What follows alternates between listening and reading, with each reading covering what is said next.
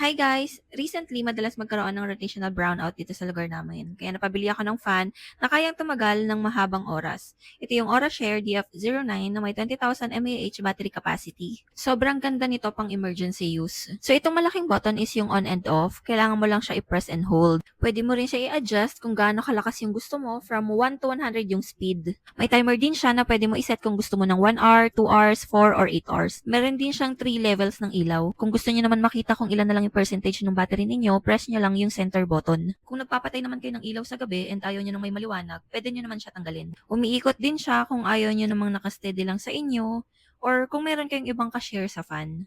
Naa-adjust din siya ng 360 ng pa-up and down. Meron din siyang hook sa ilalim kung gusto mo lang siyang nakahang. Sobrang ganda nito sa mga camping kasi handy and talagang lumalaban sa tagal. Meron na rin pala siyang kasamang remote. Press and hold lang ulit yung center for the turn off. Yun lang. Bye!